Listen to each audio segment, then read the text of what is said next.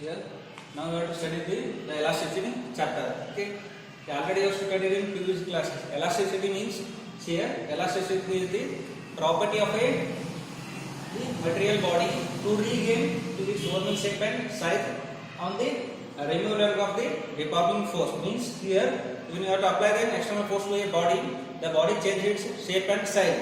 Okay, after removing of that deforming force, the body comes to its original shape and size. Then that property is known of the body is known as elasticity.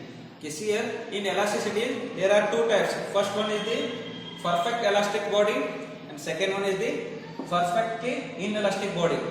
Perfectly elastic body means here perfectly elastic body.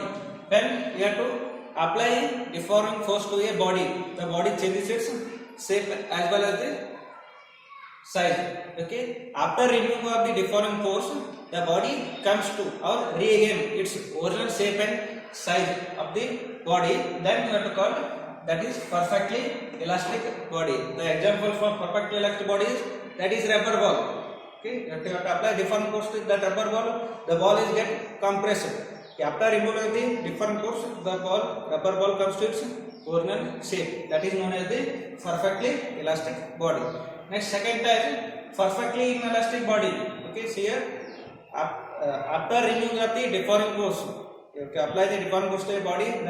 The body changes its shape and size. After removing the deforming force, the body does not come to its original shape and size of the body. Then that is known as perfectly inelastic body. Okay, perfectly inelastic body. The example is the plastic ball. Okay. Next comes to the stress. Okay, see here stress is defined as it is the restoring force per unit area. It's here.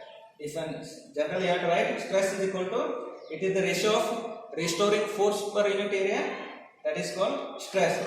Okay, see here if you have to apply a deforming force, okay, that force you have to take capital F, to that unit area you have to take small area. Then stress is defined as it is the ratio of restoring force per unit area. Therefore, F you take force is F and area is A. Therefore, stress equal to F by A. Then what is the SI unit of the stress? It's here. You have to measure the force in Newton and area, that is meter square. Therefore, Newton per meter square is the SI unit of the stress. Then what is the dimensional formula? Already you have to study in previous classes. Use first year. You have to must write the dimensional formula in square bracket. Therefore, the dimensional formula for stress here, that is m raised to 1, l raised to -1 and t raised to -2. Here in stress there are two types. That is first one normal stress and second one tangential stress. Okay, now we have to study one by one. That is normal stress. Okay, see here if the deforming force acting normal to the surface of the body, the deforming force acting normal to the surface of the body, then the force per unit area is called normal stress. Okay, see here then you have to apply the deforming force acting normal to the surface of the body, then there is a change in the length as well as the volume of the body. Okay, that is known as normal stress. Next come to the tangential stress. If the deforming force acting tangentially, not normal to the surface of the body, it can acting tangential to the surface of the body, then the force per unit area is called tangential stress. In tangential stress, the only change in the shape of the body, not change in the volume of the body. The next comes to the strain. The strain is defined as here, it is the ratio of the change in the dimension to the original dimension of the body. Strain is defined as it is the ratio of change in the dimension to the original dimension of the body. Next here again there are three types in the strain. Okay, see first one is the longitudinal strain, second one is the volume strain or bulk strain, and third one is the tangential strain. In our first one, longitudinal strain, already you have to define strain means change in the dimension to the original dimension. Longitudinal means change in the length. Therefore, longitudinal strain is defined as change in the length to the original length of the body. Okay, suppose you have to take dl is the change in the length and original length is L. Their longitudinal strain is equal to dl by L.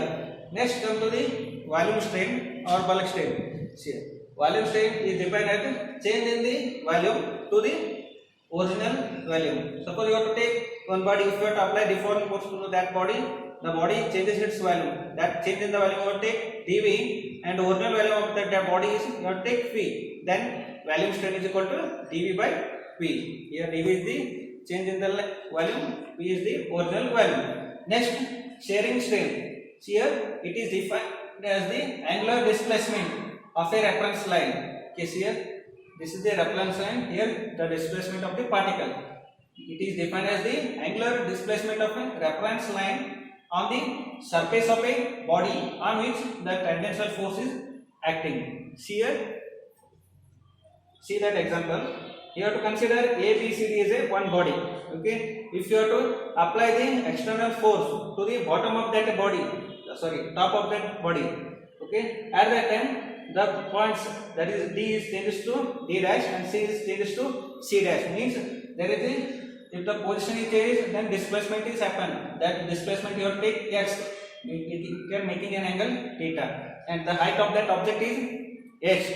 Therefore, shearing strain is equal to or tangential strain. That is tan theta is, suppose you have to nearly equal to theta. You have to know that tan theta is sine by cos. That tan theta is equal to opposite by adjacent. Opposite side for this triangle, that is d dash divided by a dash. That is d dash means displacement x and a is height. Therefore, theta equal to x divided by h. This is the shearing strain. Okay, next here, by studying this stress and strain and their types, you have to define what is meant by Hooke's law. Okay, within the elastic limit, the stress is always directly proportional to the strain. That is the statement of the Hooke's law. Within the elastic limit, stress is directly proportional to the strain. Therefore, stress by strain is equal to E. Here E is the elastic limit. Okay, then what is meant by elasticity? Elastic limit, here the maximum stress up to which the body that can exhibit the property of the elasticity. The maximum stress up to which the body exhibits the property of elasticity, that is known as elastic limit. Okay, next come to the next point, that is modulus of rigidity. Modulus of rigidity defined as the ratio of stress and strain. Okay, here depending upon the types of the stress and strain, there are three types in the modulus of the rigidity. That is Young's modulus, bulk modulus, and modulus of rigidity. First one, you have to take Young's modulus. The Young's modulus is denoted by Y. Okay, here it is defined as it is the ratio of the normal stress to the longitudinal stress. Normal stress means, that is you have to know the force by area. Restoring force per unit area is called stress. And longitudinal strain means change in the length to the original length. That is dl by L. Therefore, by simplifying, we get Young's modulus Y is equal to F into L divided by A into dl. Next, second one, volume strain or bulk strain. It is defined as, it is denoted by the letter K, and it is defined as the ratio of the normal stress to the bulk strain or volume strain. Normal stress is F by A, bulk strain is dV by V. On simplifying, we get bulk strain K equal to F into V divided by A into dV. Next, the third type of the rigidity is modulus of rigidity. It is denoted by the letter eta.